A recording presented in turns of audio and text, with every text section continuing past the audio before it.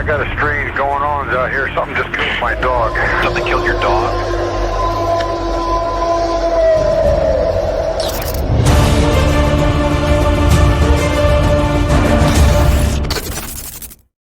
Hey, everybody. Thank you so much for coming back to the show. You know what it is. It's the Cryptid Podcast. I'm your host, Dano Hamilton. Hey, you guys. Tonight, I got an amazing guest. I am talking to somebody on the other side of the world. I have Lisa from the Cryptid Women's Society. She is going to tell us about a dogman encounter, a yowie in Tasmania, and the Moiho from New Zealand. You guys, I'm really intrigued by these. So before we bring Lisa on, I just want to say thank you so much for all the support you show the channel. If you guys have had an encounter and you'd like to come on the show, please send us an email at thecryptidpodcast72@gmail.com. Again, that's thecryptidpodcast72@gmail.com. Well, you guys, I'm not going to keep you in suspense any longer. Let's bring our guest on for tonight, Lisa. Lisa, how are you doing? Hey, I'm so good. Thank you so much for having me. How is the weather over there in New Zealand? Springtime, raining. Oh, it's coming up on near the end of fall for us. So yeah, we're total opposite. But like I live in the country, so it's like 21 degrees, which is kind of getting into like quite warm, summery, but like super rainy. I'm not quite sure what's going on today. Yeah, you'd say 21 degrees. Let's verify that. Celsius, everybody. Celsius. That's 21 degrees Celsius, because if it was 21 degrees here, we would either have ice on the ground, snow on the ground. Oh, yeah. And no, I don't like any of that.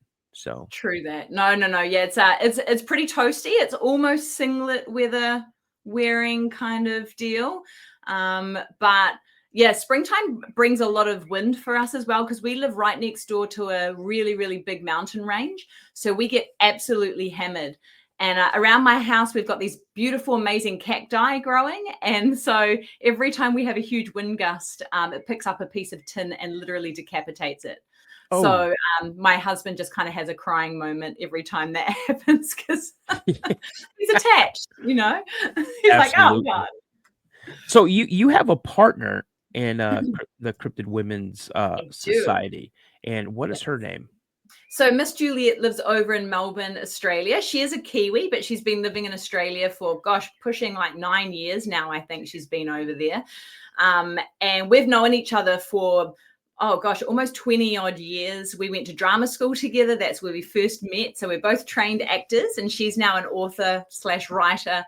And we kind of put Cryptid Women's Society together during COVID lockdown. It was such a rough time for her over in Melbourne. I think they had the world's most stringent lockdowns for around about 260 days. I think they were in lockdown, which is insane.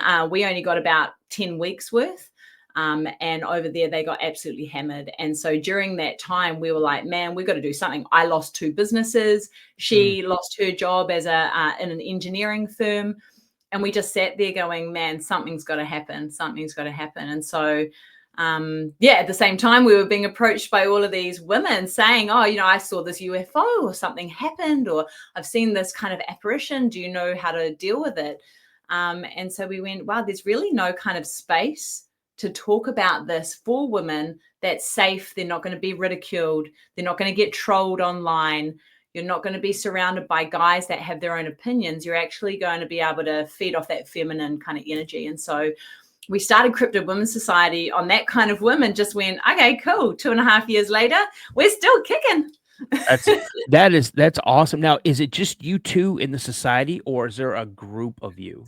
No, well, it actually has turned into this giant global kind of movement, which we weren't really expecting. We're kind of like, we're down south of, the world. We'll just start down here. And slowly we started picking up amazing women who are in the field, rightfully on their own through America as well. So the likes of Brittany Barbieri, who's just filmed The Lost Monster Files as part of the society, Heather Moser, who's part of Small Town Monsters as part of the society, Stacey Osorio, who went through Naked and Afraid numerous times as part of the society, along with a whole heap of other amazing women that do phenomenal things for our community as a whole, but also are out boots on the ground, field research in the cryptid space, in the ufology space, looking at ancient sites. We've got a trip to Egypt booked for next year, so that's going to be amazing. We're going to take a group of our members over there with us and go and experience some tomb raiding, maybe tomb hunting. Yeah, exactly. That would be awesome. Yeah. So, let me ask you a question. So, what got you involved with the whole subject matter of cryptids? Well, so real interesting, because I had no idea what a cryptid was. Like we don't in New Zealand, we don't get TV shows like, you know, like you have Finding Bigfoot and all that sort of stuff. We never had any of that when I grew up. Ever, nothing. And I actually grew up in a church, like very, very devout Christian family, incredibly religious. The only music we were allowed to listen to was Neil Diamond and Amy Grant, and that's because they were Christians. Yeah.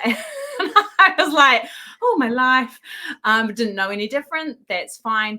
But since I was very young, I'd always had experiences. And, you know, Juliet can tell her own story. She's Native American and very connected to all sorts of paranormal, supernatural sort of stuff. And she's had some really wild adventures. But for me, I've had some pretty amazing stories and things that have happened throughout my life. I used to be able to levitate when I was a little girl.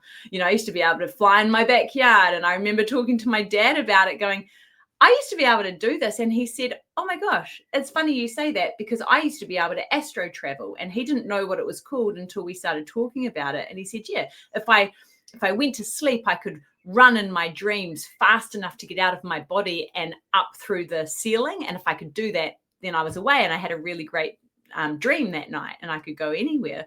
And I said, well, no, Dad, I was actually in the backyard flying. And he was like, oh my goodness, oh my God, crazy. But yeah, so you know, you tell people that sort of story and they just think you're absolutely mentally deranged, which, you know, okay, I'm a personal trainer, maybe I am a little bit.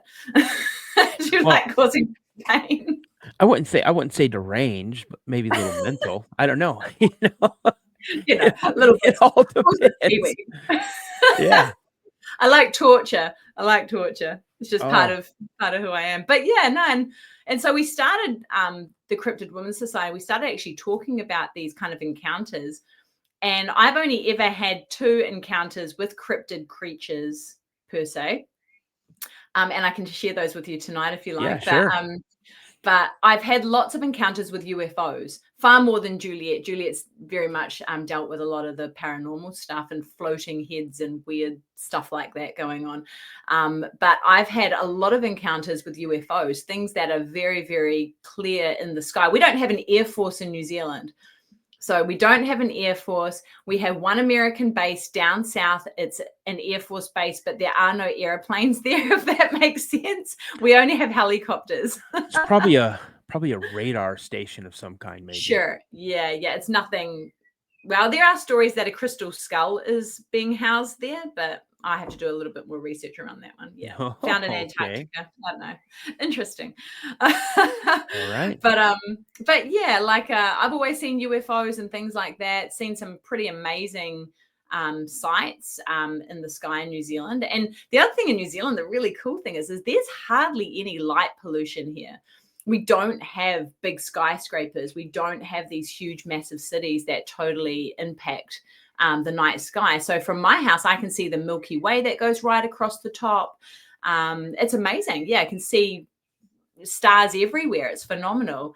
So when you see something flashing its lights at you, or you see something doing really erratic movements, or you see something that's rainbow plasma thing, that doesn't fit, you know, and you see it very clearly. So stands out. That's awesome.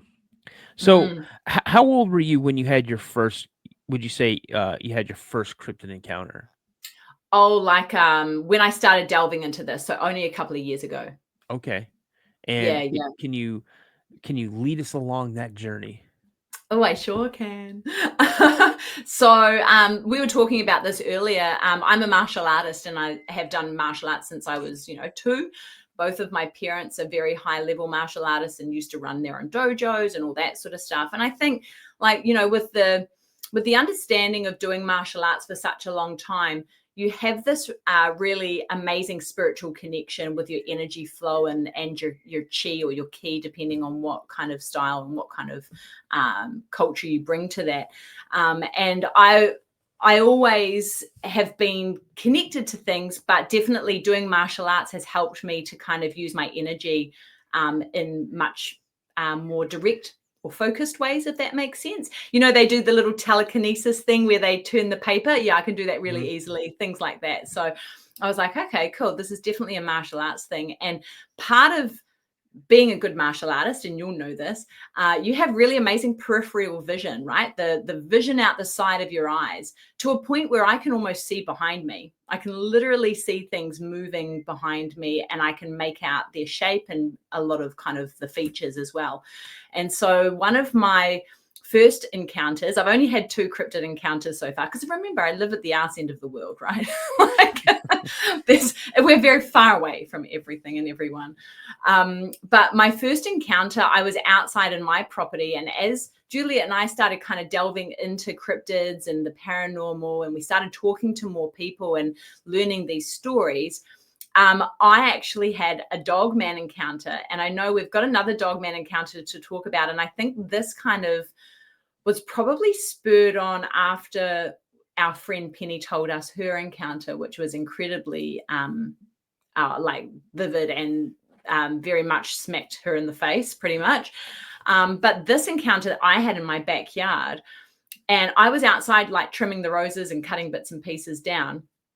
And all of a sudden, out the corner of my eye, and remember, I'm a ninja by trade, if it's out the corner of my eye, it's pretty much clear view for me, 20/20 almost. I literally watched this black, shaggy, Alsatian, muscular dog run past me. Now, he ran onto the deck of my house. Deck, not dick, deck. And just wanted to put that out properly.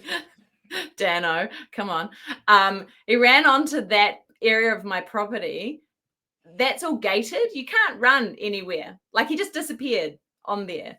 And I turned around and I was like, holy crap, holy. And so I followed it to see where it's gone, and it was gone. And given it came from a fence.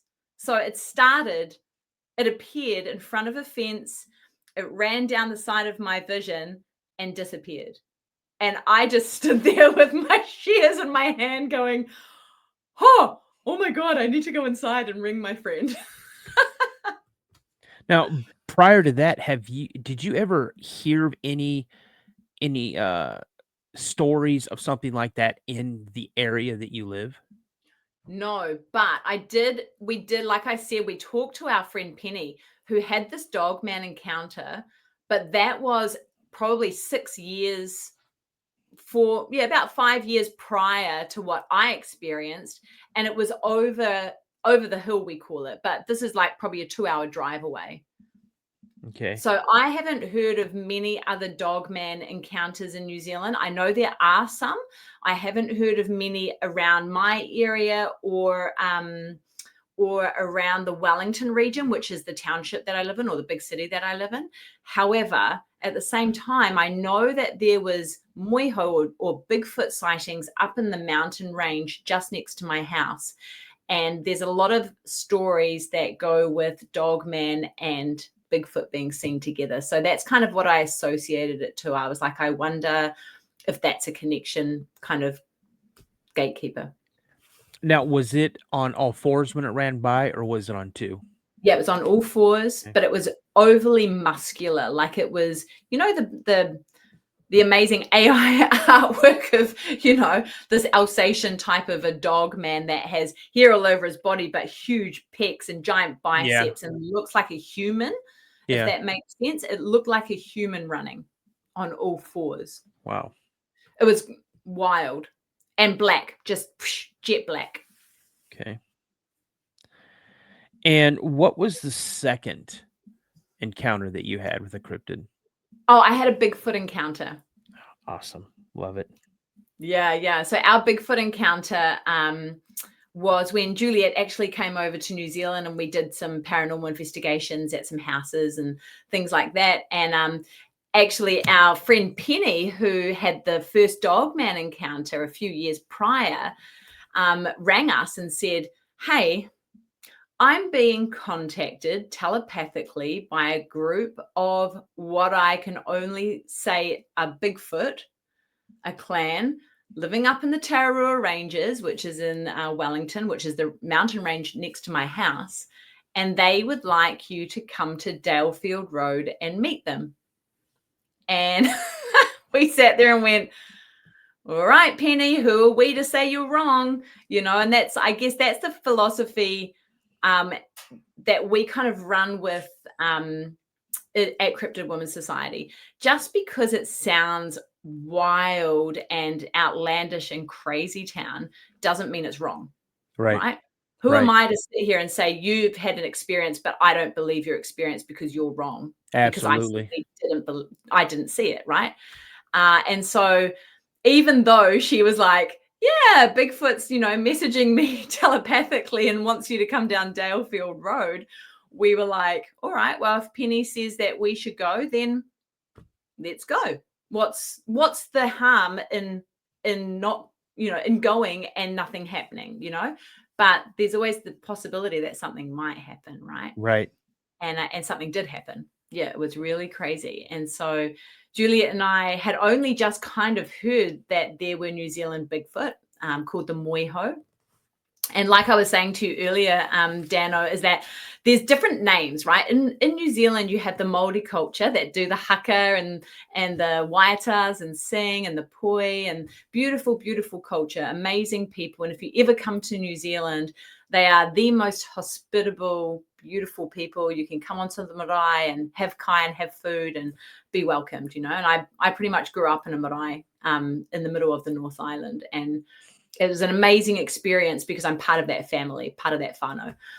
And so so the iwis, or the tribes through New Zealand, have a lot of different names that explain what the moiho are. There's also a supernatural element to them. They have the maiaro, which is the supernatural version, I guess, of what the hairy man is. And then you have the moiho, which is the biological creature, if that makes sense. So depending on your belief systems, whether or not you're a cryptid believer or a paracryptid believer, then we kind of allow that to filter into those two categories to help us navigate through the Indigenous cultural stories and to give them relevance, because we believe that, who are we to sit here and go, the top level colonialized versions are all right. Why wouldn't we listen to this First Nations people telling us the way it was? Absolutely. So that's something that we really focus in on, especially in Australia, the Aboriginal people, in New Zealand with the Māori people. Anyway, so we thought, okay, let's go up the hill. We'll give it a crack. And in New Zealand, you can walk up the bush with bare feet, right? You don't need to have shoes on because there's no snakes. There's spiders, but they're only little. And there's no apex predators. We don't have bears. We don't have wolves. We don't have mountain lions or big cats or anything like that, right? Or dingoes. Dingoes. We don't have dingoes. That's only in Australia. Do you like my accent? All of the Australians are going to be like, you're a dick. Yeah. Go back and eat some fish and chips. Pretty much. Yeah, everything in Australia wants to eat you. Everything in New Zealand just goes, oh, she'll be right, mate. Go for a walkabout or whatever you're doing. Yeah. So we went up the bush and we were like, okay, cool. We'll just go where we're pointed to go. And so Juliet and I were walking along, and she kept getting kind of messages telling her to cross the river. And we kept getting dragged to cross the river, and we could not find a spot to cross. And given across the river was all of these pine trees. It was obviously like a logging site or whatever where these pine trees were being grown. And they were huge up the side of this mountain. And I was like, we need to go over there, right? She was like, yeah, I know. We were both being kind of told to cross the river, but we couldn't find a place to cross. And so we went, oh, all right, well, we can't cross the river, so we're just going to go up here. Okay, so we went up the side of a hill. There was no tracks. It was literally just kind of barren, like wasteland through the middle, through the walkway, and then pine trees all the way up and down the hills. There was no one around. It was like a Sunday afternoon or something. Everyone had gone home about 5 p.m. And so we're like, okay, we'll go for a walk up this part of the hill. So we started creating our own little track up there and da-da-da-da. I mean, we have mountain goats, like goats that climb up the sides of hills and stuff. We have stags, deer, and we have pigs, right? Boar. That's pretty much the three main things that you're going to encounter, and people, obviously.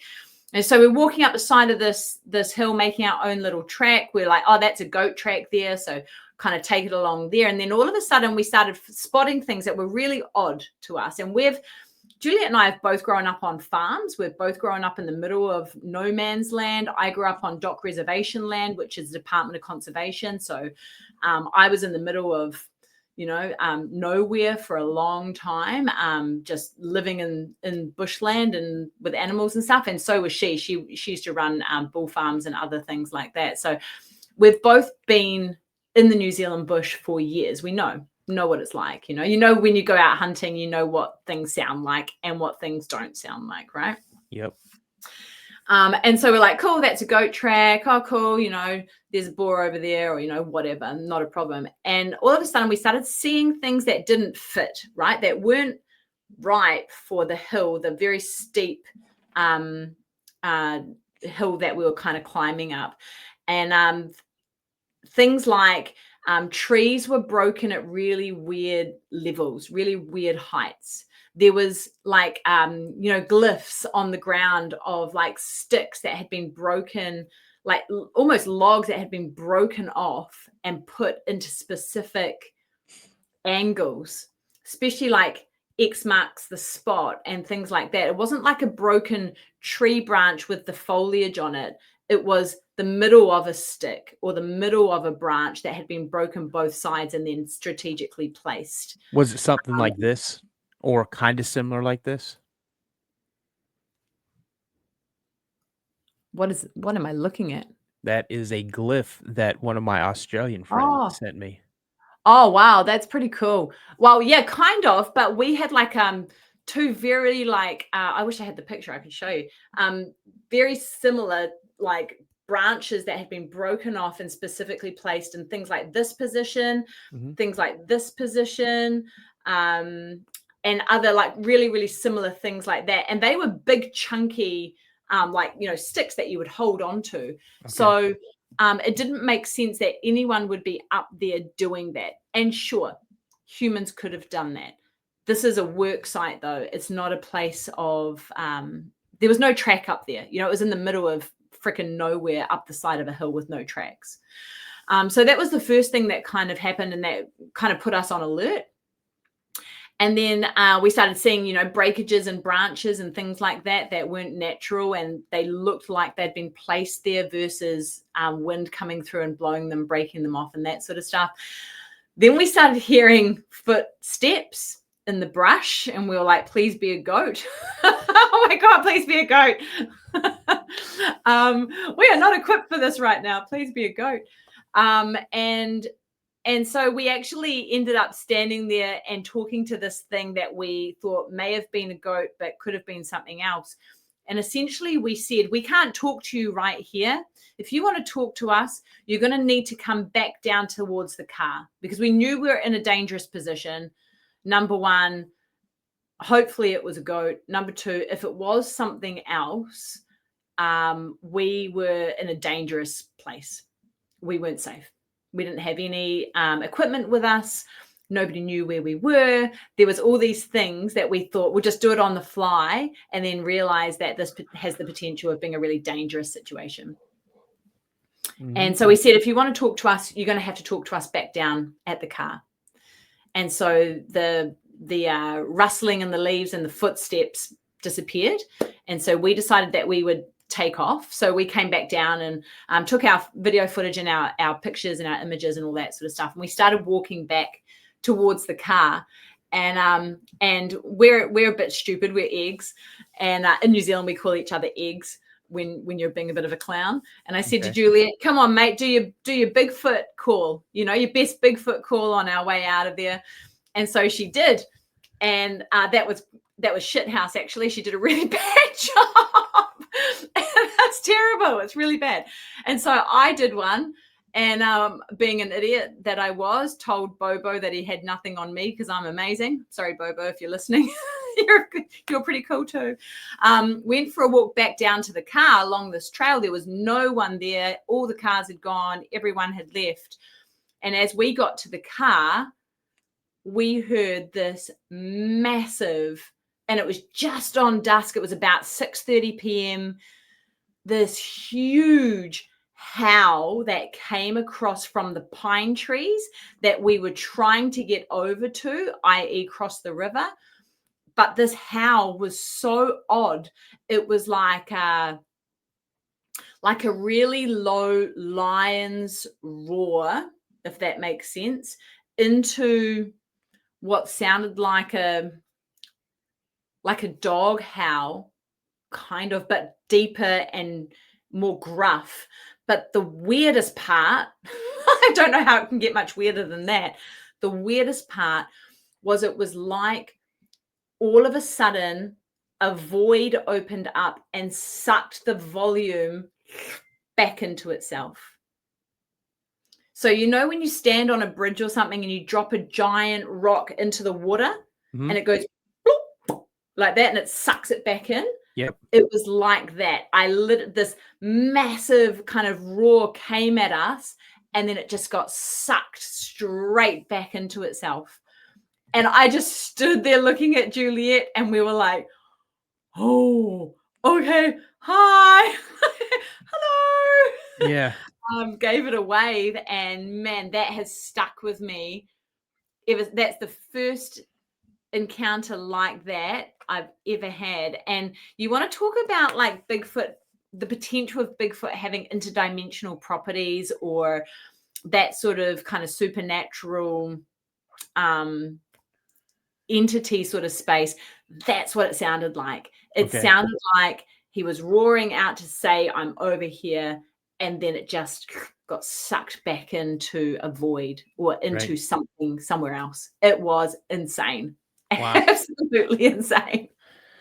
That's bananas. That's my story. That's awesome. That is fantastic.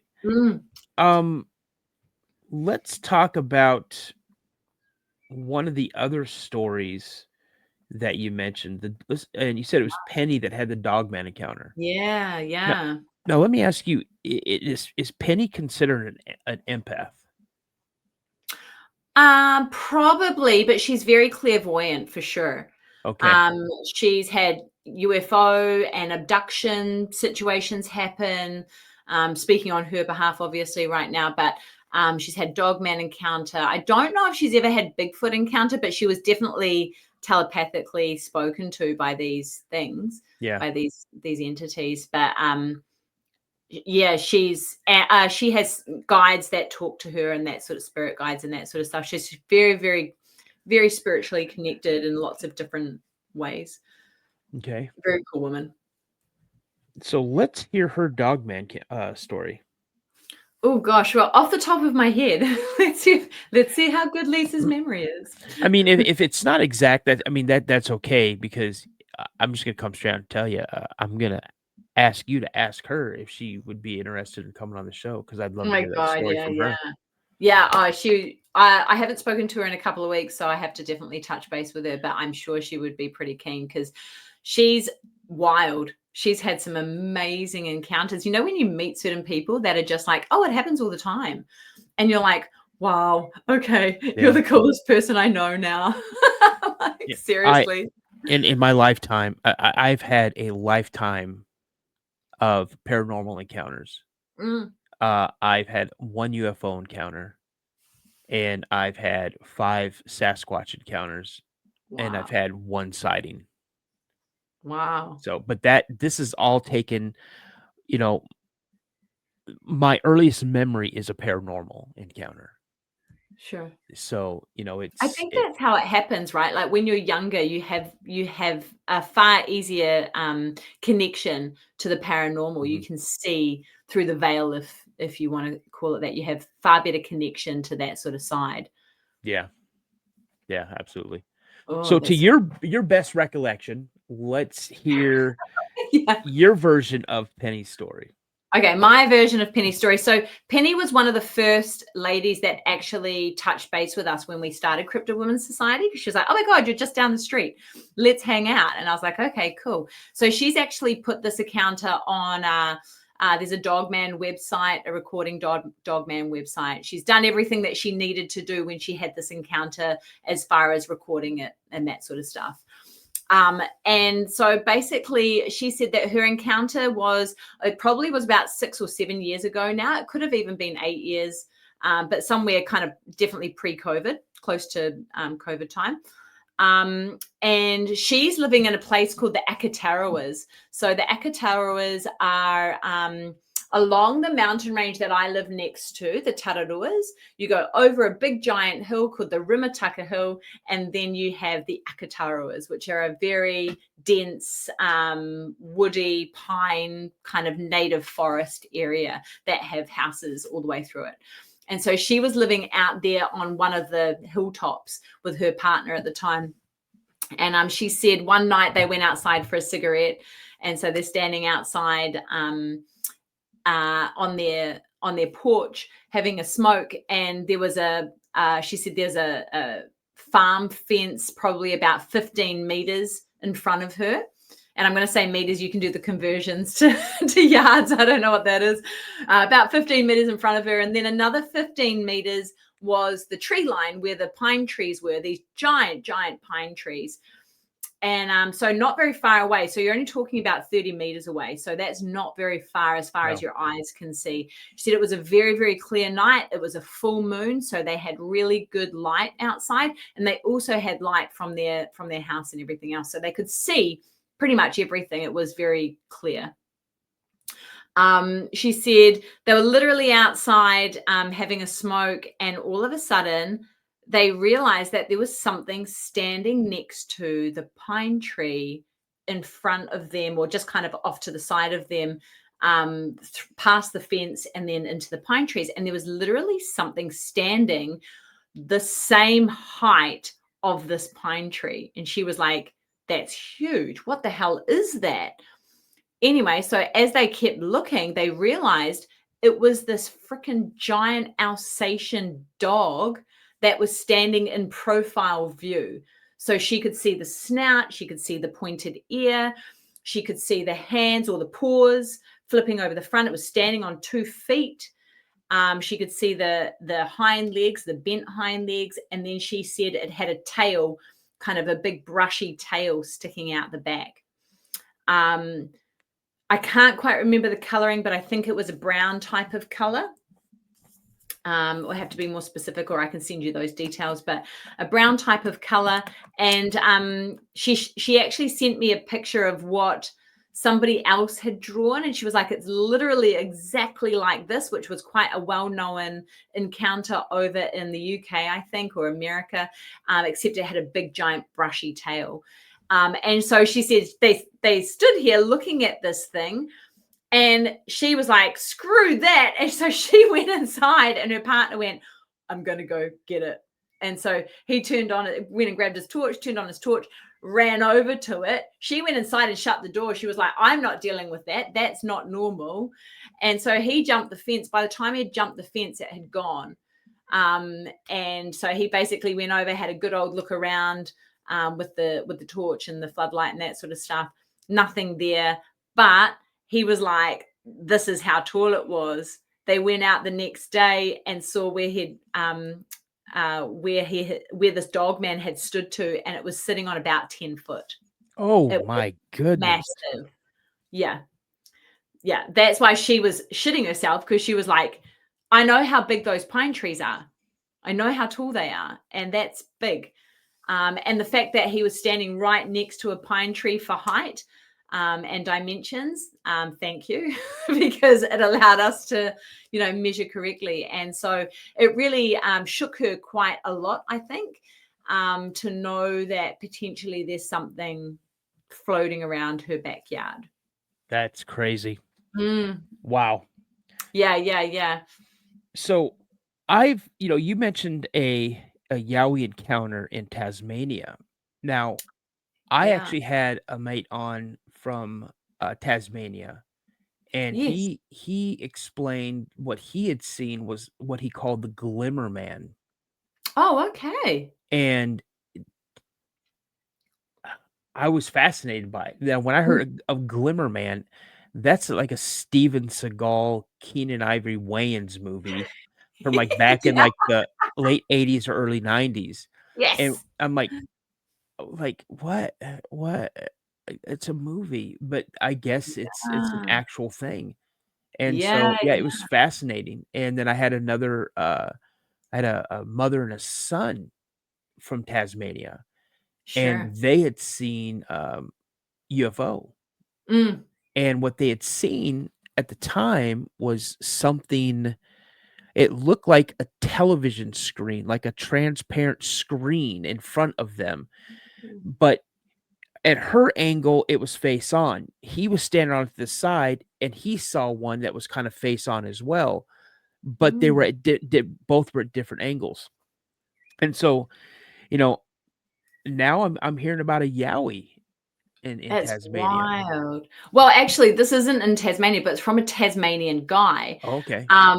But we actually started talking to him because we were on the search for the thylacine, the Tasmanian tiger, right? And if you're into cryptids, you'll know the Tasmanian tiger because it's elusive and still running around by all accounts. That's what I heard. At one time, it was extinct. You see this picture of the last known thylacine, and Sure. and then maybe 6-8 months ago, I see a video online. Is this the Tasmanian tiger? Is this the thylacine? And I'm like, yeah, that's what that is. It was caught on a trail cam. Yeah, dude, there's so many the thylacine in itself, man, is a crazy little conundrum of stories and hoaxes and bullshit and truth and indigenous context and all sorts of other stuff and money. So much conspiracy around money and who's funding it and cloning and all this other stuff. And the deeper you go into that story, that's wild. I mean, we could do a whole episode on thylacine. Oh yeah. But there's definitely thylacine sightings going on in Tasmania, 100%, and bucket loads of UFOs, man. Like Tasmania is crazy for UFOs. Yeah, that's what my buddy said. That's what he said. He's on any given night he can see one. Yep. Yeah, totally. I didn't know. I've never heard the Glimmer Man story down there, though. I've heard Glimmer Man in America from like Monsters Among Us and that sort of stuff where people ring in and tell their stories. But I've never heard the Glimmer Man in Tasmania. That's wild. I'll let you know what episode you should go and check it out. It was very fascinating to me. I really enjoyed having him on. Was it Rod? Let me. Your guest Rod?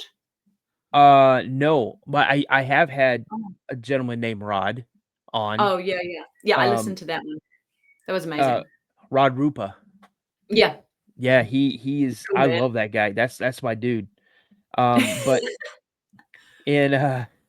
so let's see, where's it at here? I'm glad I'm doing this on my computer and not my phone because I can have my phone here and I could go to my phone for references. Let's see here. I'm gonna put the pressure on you now to find that. We actually did an episode of shipwrecks and dodgy stuff that happened in the Bass Strait, which is the waters between Tasmania and the mainland of Australia. Yeah. And there's a lot of real bad stuff that's happening in the Bass Strait itself, including, like the gentleman that flew over and disappeared in his airplane back in the 1940s or whenever it was, 1950s. But there's a whole heap of boats and things like that go missing quite often in the Bass Strait. It's got some really crazy paranormal portal like activity going on. Yeah, it's really, really mental. It's episode 80. Oh, thank you. And it's called Tasmanian Glimmerman Sighting. Ooh. Oh, we're totally going to go and watch that. Yeah. Awesome. Well, yeah, so I was talking to this gentleman. His name's Poacher, because good Australian name. Yeah. And he's a dude, man. He's a hunter. He's growing up in the bush. Really, really nice gentleman. Get on with him like a house on fire. And he actually said that he would take us out in Tasmania when we come over to go and do a search for the thylacine. So that's definitely on the cards to go ahead and do that. And as we were talking about his thylacine encounters down in Tassie, he told us this story, which, man, it must have shaken him massively, because he was like, I've got a yowie story for you, man, but it's scary. He was like, it was freaky and it scared the living shit out of these guys, all 4 of them that went out hunting that day, and they have never been back there ever. And he was like, I'll never go back there. Yeah, I'm gonna ask you. You got to put me in contact with that guy if he's interested, because that, my goal for this channel is to reach as many people as I can, to let them know that this is a safe place for them to come and talk about their encounters. Yeah, love it. So let's hear just a little bit about that story, because I know you're not probably gonna remember it into detail and tell it the way he tells it. Oh, yeah. Like the emotion around it, especially from a guy that, he's tough. He's growing up in the bush. He's a hunter. He knows, like they know what possums sound like. They know what koalas sound like. They know what other animals sound like. They've grown up in the bush. And when you hear something that is not right, it scares the living shit out of you, even if you've got a rifle in your hand, right? Yep. So I'll read this to you, because I actually wrote it down so that I didn't screw up his story, because I think it's a really, really cool story. Perfect. All right. So this happened late November 2023, so relatively recent. Deep in Victoria's rugged high country. So Victoria is at the bottom of Australia. And we talk about like a lot of thylacine encounters down and around that area. There's a lot of yowie encounters down and around that area, and it borders the Blue Mountains of New South Wales and that sort of stuff. So very, very popular area and super dense, super dense. A few local hunters had headed out to a part of the Woonongata Valley known by an ominous name called the Terrible Hollow. And the moment he said that, I was like, well, this is not going to end well. You went somewhere called the Terrible Hollow. Yeah. Come on, bro. He was like, yeah, that should have been our first sign.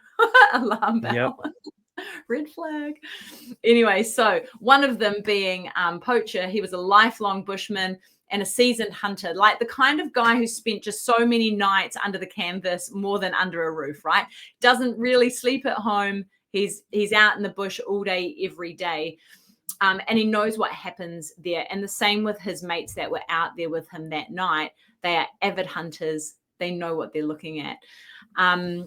Basically, they'd been out hunting all day, and they decided they'll set up a bonfire near an abandoned campsite.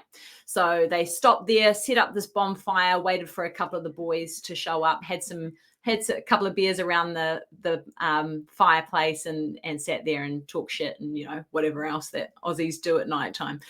Around 8:30 p.m. that night, one of the other mates turned up. They shared a yarn or two, and then they decided to pack up and make their way back to their own camp, which was about 2-hour walk back to their own space that they were sleeping in. So they put the fire out, not a problem. started packing up. They walked away from the fire. He reckons he was about 50 meters away from the fire when something happened. Basically, the thick blackberry brushes that was behind the fire where they'd started this giant bonfire came this massive sound. And the way that he described it to us, man, it sent tingles down my spine. My skin was all like, woo, up in arms. Basically, he said there was a single piercing screech that made them freeze in their tracks. All four of these guys that were holding guns at the time and torches were just like, holy crap, what the hell was that, right? And if you've ever had an encounter, you'll feel the same. He said this was totally different. He was like, it literally started echoing through the outback. He said the scream lasted for around 12 to 15 seconds. I mean, that is a long time for the scream to come out of the blackberry bush behind them. He said it began as a high-pitched, almost like a human cry, like a really distressed baby, like this high-pitched baby scream. But then he said it quickly deepened into like a really savage, guttural growl, really low, like a lion, which when I heard my story, I was like, oh, yeah, that's kind of what I heard as well. He said, but then suddenly it tapered off into something that he said he Google searched and tried to listen to a whole heap of different animal sounds. He said the only thing that came close was like an elk scream or something like that, really long, wild, the elk but bugle. totally unnatural. Sorry? The elk bugle. Yeah, sure. And it's like unmissable, right? You know what that is, but not when it's attached to a baby scream, a low lion roar, and then it kind of goes off into that. He said, he'd trawled the internet for sounds for what these guys heard or something similar at least. He said, whatever it wasn't small. He said you could feel its size from the noise and the sheer force of the sound alone. That thing was large. He said larger than a stag, larger than a big kangaroo. And these, kangaroos get up, 2 meters tall sort of thing. He said it was definitely bigger than all of that. And he said in the dark, basically, they swung around, put their torches onto this where they thought it had come from on the blackberry bush. He said it had moved about 20 meters through the blackberry scrub, thrashing and snarling, and then all of a sudden, silence. He was like, there is no way you can be silent in blackberry brush, right? Like with all the thorns and all that sort of stuff. Mm-hmm. He was like, it just couldn't. He said that was the weirdest part of it, is all of a sudden we turned around, we heard it kind of, thrashing through this, and then all of a sudden just nothing. There was no eye shine. They couldn't pick up any eye shine, no sound, no anything. It just disappeared without a trace. He goes, we basically stood there with our rifles in our hands, our hearts were pounding, everything in them told them to leave. They were literally, he said, we were being told to F off real good and proper. And he said, and we all felt that, and we knew that it had probably been sitting there watching us while we were having our bonfire and talking shit and all this sort of stuff. And he said, we basically just went, I'm out. We're not going to argue. And they left. Poacher said that he basically brought it up a year later or whatever, brought it up with the boys and asked them, what do you reckon it was? And they were just like, we just don't know. They all experienced exactly the same thing. They explained it in the same way, very, very similar sounds, similar kind of encounter. Everything was the same, but they were like, we don't know what it was. It's not something that we've ever experienced before, and screw that, we're not going back. And as we kept talking to him, he was telling us that there was other encounters, a lot, in fact, of encounters up around that area with there's serial killers up there, there's criminals up there, it's criminal hidey hole apparently, but also there are a lot of paranormal occurrences and a lot of Yowie occurrences up there as well. And so people have left that space. They're like, we're never going back. He was adamant. He was like, that scared the living shit out of me. Yeah, that's That's crazy. So I'm gonna play some audio Inter- for you. Yeah. And let me know if this is similar to something you may have heard. Now, this was taken in Oklahoma by a really good buddy of mine. And let me know what you think. First, you'll hear like coyotes, Mm. and then you'll hear the big guy. Stand by.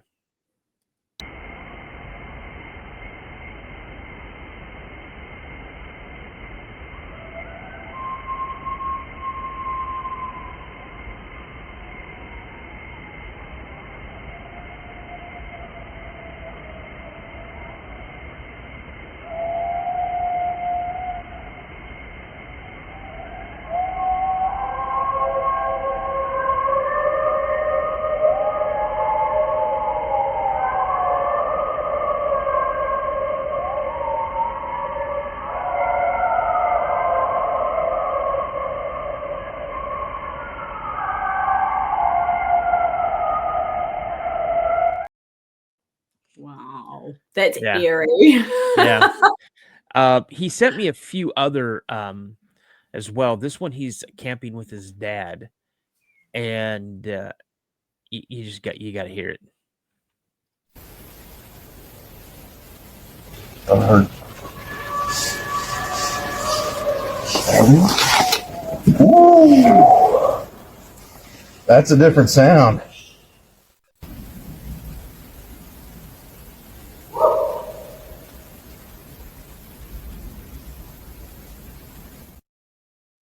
Now, I asked Jimmy that last whoop. I go, how close was that? What, maybe 20, 30 meters away? He's like, no, it was like inside like 20 feet. It was Whoa. it was like literally right outside the light of the camera. Now, Yeah. I've had another friend of mine.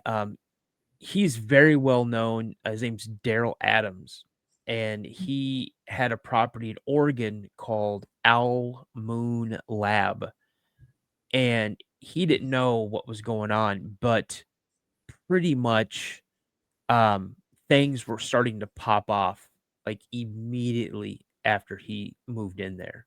And so Mm. these are some audio that he's got a ton. He's got hours and hours and hours of audio.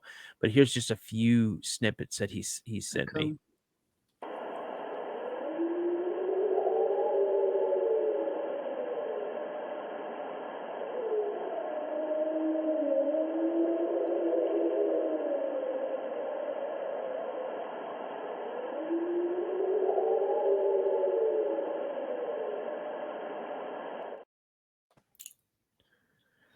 That's crazy, eh?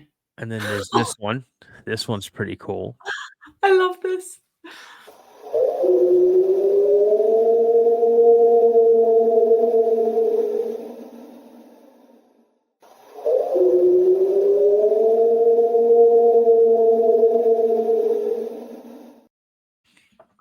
Wow. And here's another one. This one, this is more of like a grunt letting him know that Mm. he's that I'm closer than you think I am.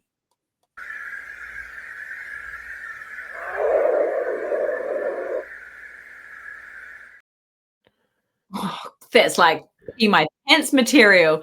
Yeah. Now I have a co-host named Sabrina, and she was part of a investigation group, and they would go out and then investigate certain areas. And Mm. what they would do is they would have their vehicles facing out, and then they would be sitting in the middle of their vehicles, right? Sure. And so this one is you have to listen very, very carefully, and I'll explain to you. I'll ask you what you heard, and I'll explain to you what she told me. Okay.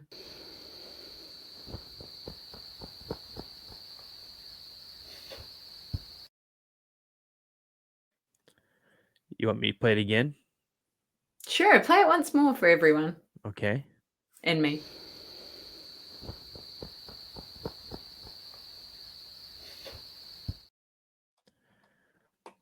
What do you think you heard?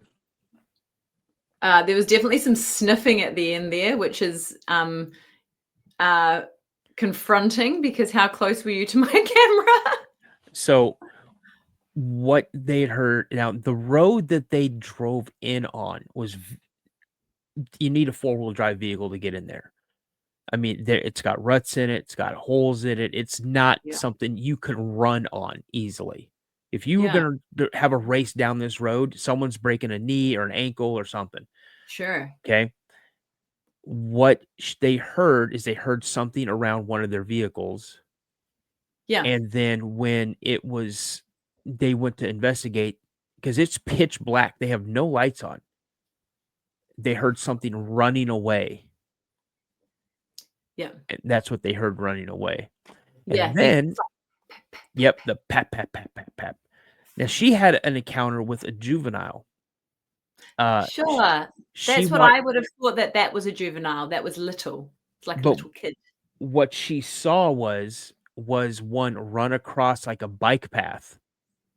Oh, sure. And she said that's the same sound, like the slapping of the feet going across like pavement or whatnot. Yeah. So, and then she sent me this one.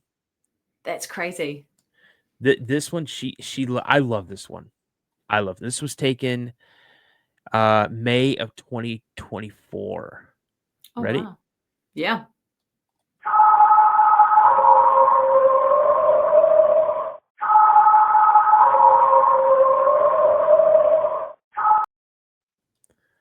Ah, they're beautiful, eh? You know, like how can people stand here and say that these things don't exist? It's all in people's heads when you're getting recordings like this from all over the world. She said this one was singing. That's what she attributes it to. That's what it sounds like, right? Yeah. Oh, that's what I think it sounds like. Now, you've heard of Ron Moorhead, correct? Yes. Okay, so I'm friends with Ron Moorhead. Sorry. Let me just kick my child out the door. No problem. I'm friends with Ron Moorhead, and I'm friends with Daryl Denton, and some pretty. I'm privy to pretty amazing things. I mean, other people have heard it too. You know, it's not only sent to me, but this is some audio that he recorded, and it's of Bigfoot arguing.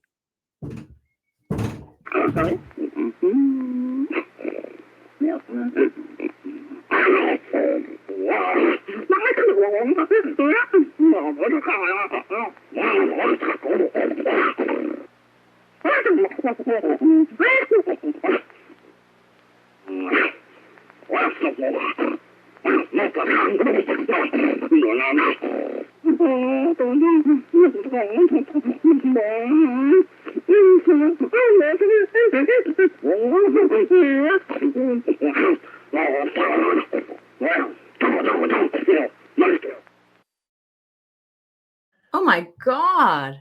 How amazing is that? That's so I've actually heard something similar to that from kind of down this end as well. I've heard these sort of conversations that have been recorded, and very similar to that, like they have a language. Yeah. Now, you've heard of the Sierra Sounds and the Samurai Chatter, correct? Sure, yeah. Okay. Let's see, what's this one here? That's amazing. This is another one sent to me by my co-host. This is a Bigfoot howls. She's cool, by the way. She's awesome. You should check out some of the lives. She's a really cool person. And my other co-host, Mags, she's super awesome too. So they sound like ladies I need to hang out with. You do. They're ladies you need in your society. Yeah, 100%. So here's this one.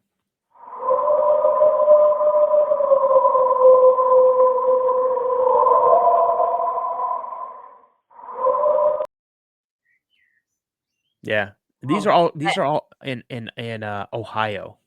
Oh yeah. So super. I mean, I don't know much about the states, but we do have some members of the society that do search for Bigfoot and have a lot of evidence and that sort of stuff around Ohio, West Virginia. That's very similar area. We've got a couple of girls down in Florida, and then up through kind of New York and up around that sort of area that have some pretty amazing recordings and evidence and things like that they're collecting as well. And it's amazing because, like, cryptids are everywhere. I had this conversation with someone the other day. I was like, the fact that people think Bigfoot is only in America, or Dogman is only a werewolf in Europe. It's like there are sightings and encounters all over the world, globally, if you really start looking for them. And all you have to do is scratch the surface to really find those encounters and that information. And a lot of people just don't want to share them because, they're so fearful of ridicule and of being made out to look silly and sound silly in front of their friends. I mean, when I first started Cryptid Women's Society, and even now, right, I went to a business group. I thought, okay, I'm going to go to a women's business group, and this will be really great, and it's going to be amazing, and I can share, and we'll do all the business stuff, right? I showed up to this women's business group, and they were like, "Oh, hi, Lisa, come and sit down." Really lovely women, and they said, "What's your business?" And I told them, and they're like, "Oh, what is that?" And I said, "We search for Bigfoot." And one of the ladies said to me, "How drunk do you need to be before you go on a search?" And I looked at her and I said, "I just want to say thank you to you, because you are the reason why we started this society in the first place. Yep. Women like you."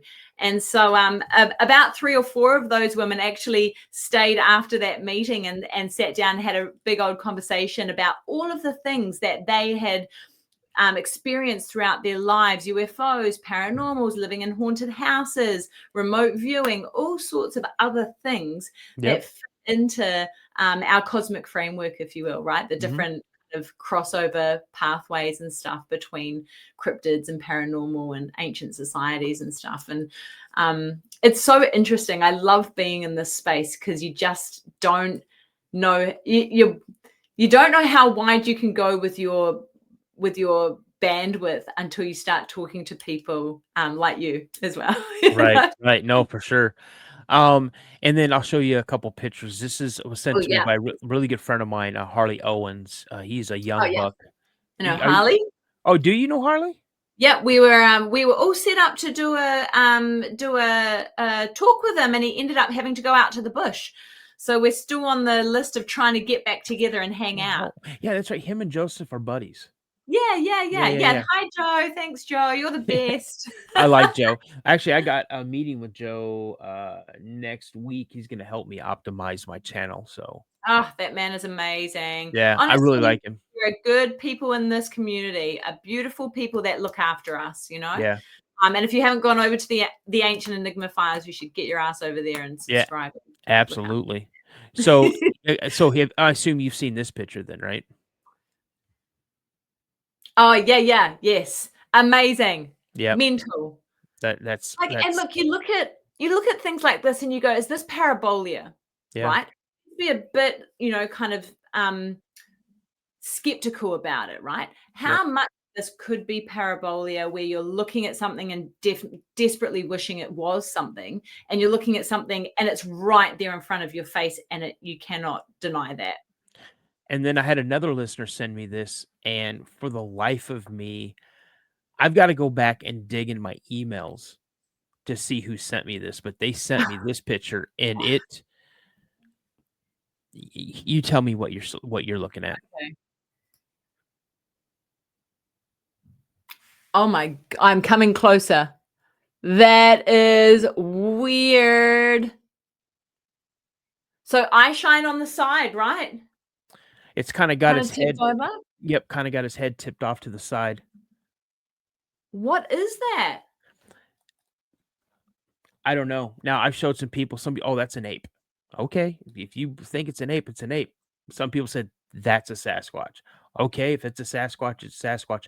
I don't know what it is. It kind of looks leathery. Mm-hmm. Like it looks like it's got that kind of leather skin going on. Yeah.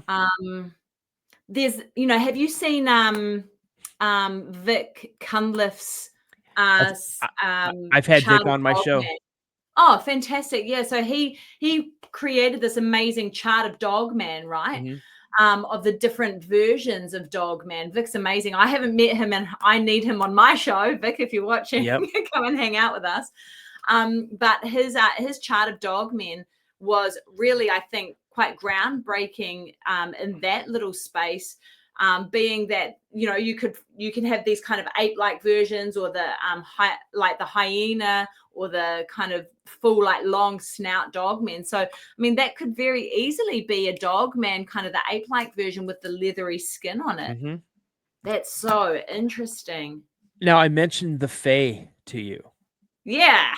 And this was sent to me by a listener. Now, I'm going to kind of give you some pretext to this. Number one, it's taken in Canada. Okay. Number two, it's 20 below 0 Fahrenheit. Freezing. So it's negative 20 degrees Fahrenheit. It's at like 4 something in the morning. And I want to say it's in December. Now, you're going to want to watch like the right side of the video. You're going to see movement. That's what you want to focus on. I'll play it a couple of times. Okay. So again, remember the time of year, the temperature. Okay. And there is snow, visible snow on the ground. Okay. All right.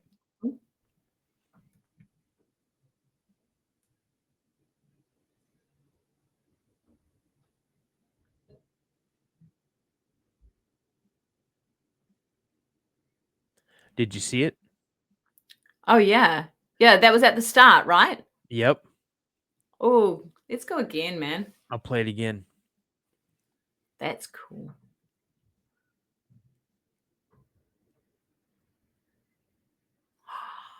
You can see legs. You can.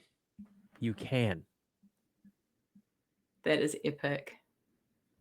Okay, so when a hummingbird flies, okay, I'll use, what do I got here? We don't have hummingbirds, so you have to educate me. You don't know what hummingbird is? Oh, I do know what it is, but I've never seen one in real life. Okay, so a hummingbird wings flap extremely fast. Yes. And they can hover. And they can go back and up and down and forward. And, you know, they're, okay. So say this is a hummingbird. Hummingbird flies like this, okay? All right. Every other bird flies like this. When a raptor comes in, they come up like this. Their wings are flared out. Their legs are down, okay? This thing was flying like this. You know, so, I mean, people say it's a fae. Some people say, oh, it's a moth of some kind. Not in 20 below 0. Not in December. Yeah. You know, Look, there was obviously something else on the other side of the screen, right? There was something else that came in and then left. That was the same thing, because it came in and then went up and then out and then came back in and then it disappeared. Okay. Yeah. Because that would be like, in my very, very small understanding of 20 below, right. We don't get that cold. You know, like, yeah, my first view would be, oh, that was a moth kind of coming in. Yep. But the first, I think the first instance on the right-hand side of the screen, like I said, you can see legs. You can see very clear, like a calf muscle and a thigh. You can see pointy, cute little legs. Yep. That's cool, man. So that's really wild. Just let you know what 20 below 0 in Fahrenheit and Celsius is. It's negative 28.89 degrees Celsius. That doesn't happen. So it's almost we had negative 40 degrees here like 3 years ago. Oh my God. Yeah. How do you survive that? That's not normal. That's shorts weather. I'm out there in shorts and a t-shirt. Jesus Christ. No, I'm just kidding. Like, have a hibernation zone. You can throw hot, like scalding hot water, throw it in the air and it turns to vapor. Is that what that I've seen those videos, and we can't do that here because it's just not cold enough. We're cool. No, I'm just kidding. Yeah, no, thanks. But yeah, so I mean that's pretty much. I mean, I got a couple of prints. So New Zealand has a ferry. We have a ferry. We don't have like the Disney ferry like you've just shown. That's kind of very Tinkerbell type, Fae-esque fairy, but New Zealand has a fairy called the Patuparaihi, which is a very long name for a fairy, the Patuparaihi. Yeah. And they are so well known and so indoctrinated into New Zealand lore that they were actually on stamps, New Zealand envelope stamps. Really? So they are blue, luminescent. Okay, so let's just go and talk about James Cameron really quickly, ripping off New Zealand culture, right? Yep. That's what we did with Avatar. Yep. Total rip-off of New Zealand culture. The I heard about blue that. people in Avatar are the Patuparaihi, which are entities that used to live in New Zealand before the Maori people came over from Hawaii on their waka, on their boats. Very well known parts of Maori lore, and not folklore, but lore, the stories that are part of their land, not the myths and the legends of Maui pulling up the North Island from his waka, his boat, which was the South Island. These are myths, right? These are legends. We know that this didn't happen. We know that. However, the Patuparaihi 100% did happen. Yeah, it's lore. It's part of your verbal history. Thank you. And one of the coolest things was I was talking to my mum's husband, who is part of he is a kaumatua, which is one of the elders in the iwis here, and he was telling me, we were actually talking about his, and I'll tell you about the fairy soon, but we were talking about his whakapapa, his lineage, right? And I said, do you have giants in your lineage? You know, because we had giants in New Zealand. My father stumbled on giant bones when he was a ranger and that sort of stuff. And we were doing an episode on giants. And I said, Papa, you know, did you have giants? And he said, oh, yeah. And I said, what do you mean? Oh, yeah. He's just sitting at the table, blank as, oh, yeah. Yeah, we had, his last name is Wahanui. And so he said we had a chief in Gisborne, which is on the east coast of New Zealand, of the North Island, first to get the sunrise on New Year's and that sort of stuff. And he said one of our chiefs was a giant. He was a Wahanui. And I said, so he was literally your great-great-great-grandfather? And he goes, yeah, probably. Wow. And he said he was a giant. He was 14 foot tall. He said he was massive, and he said, and he didn't like those guys down the road, one of the other iwis. And so him and another giant chief had a big giant fight, and he killed that guy. And so now the iwis hate each other, and that's where it stems from. And I'm just like, that is crazy. Like, so they truly today, they don't like each other. Yep. Still today, they bitch and moan about each other all the time. Because your father, or your what is he to you? He's your my grandfather. My stepfather. So your stepfather, his great whatever grandfather, who was a giant, had a bird and went down. That's what we call in Minnesota. Had a bird. Kind of got ticked off. Had a bird and went over and confronted this person that he didn't like and said, "Nah, we're into this," and ended it. Yep. And so now you have a generational hatred. Yes. Wow, that is and crazy. This happens all the time.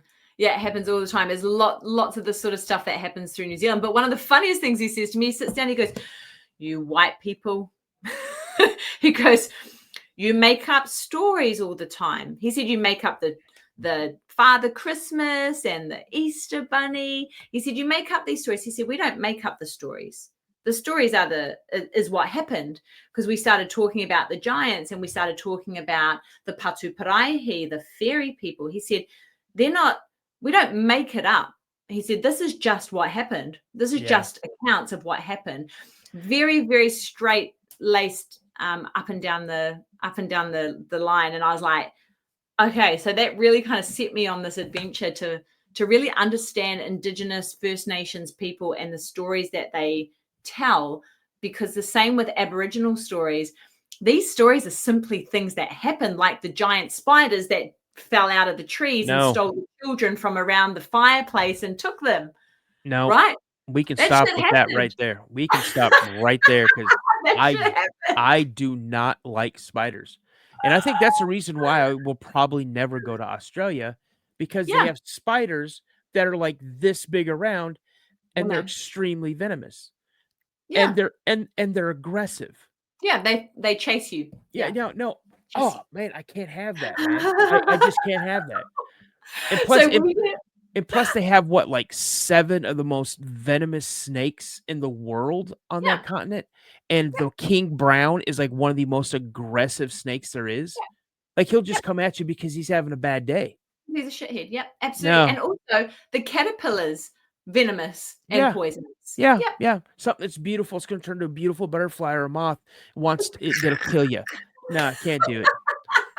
Get all the cool people off Australia. No, just I can't do it. So Yeah, it's you got to be a special kind of person to live in Aussie. Full stop. I just want to visit to one place where there's the chances of me not running into a spider, a snake, or a caterpillar. I don't mind caterpillars, but spiders or snakes, can't do them. Yeah, no. Well, I mean, look, we have spiders in New Zealand, but nothing as big as the huntsman. Those are the dinner plate ones, the big giant ones that hang over the Nope. side of the plates. No time.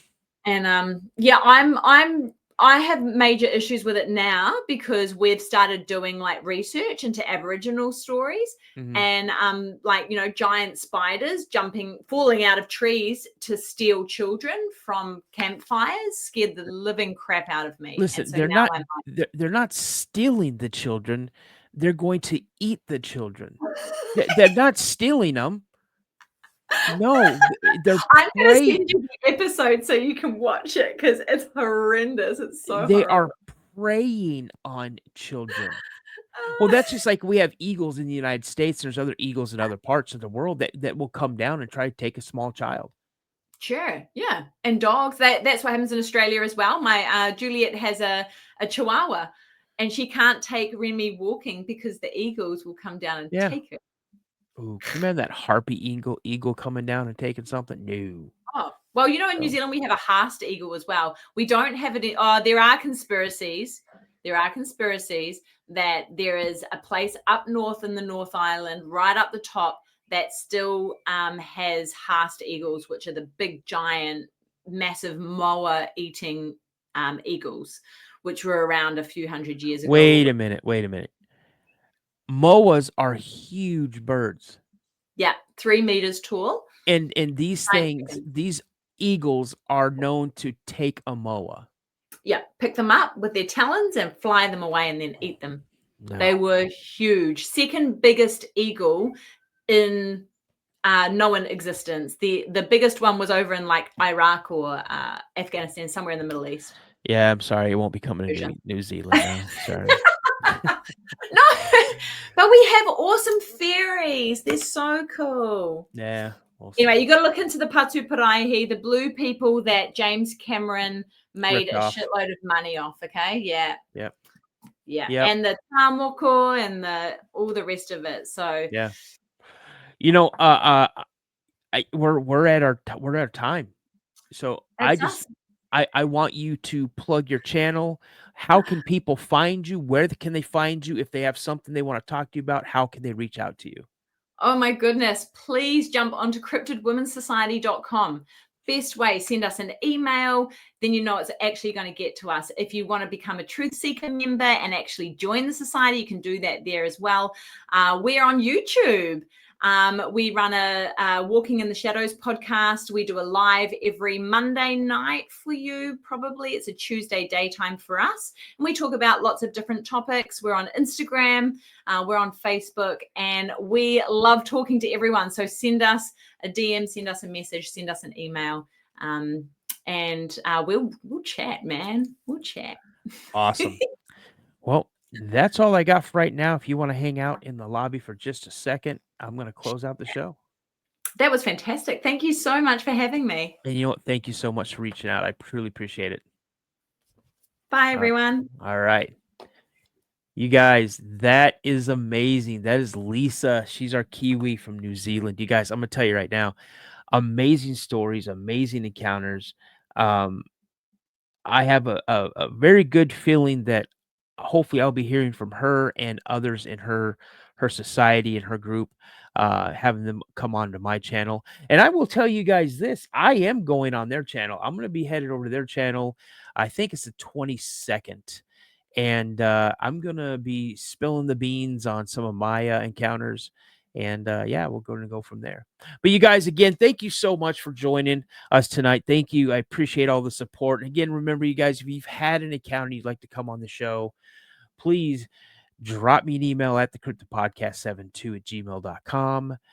And I will get back to you as soon as I possibly can. In the subject line, just kind of put down what it is: Bigfoot encounter, dogman encounter, cryptids encounter, something like that, just so I know that I could get to that one real quick, because I have a lot of people who send me amazing pictures or clips of something to watch, and I just don't want to lose one of your guys' encounters. I try to answer every email. I try to read every email. But again, you guys, I'm getting busy and I love it. Staying busy is a good thing. So you guys, I can't get out of here without my brother Josh's saying from Mysteries Unknown. As you know, he always says, stay prayed up. And as I always like to say, you guys, remember, a legend begins with a sighting. I'll talk to you guys later. I'll see you in the next show. I got a strange going on out here. Something just killed my dog. Something killed your dog?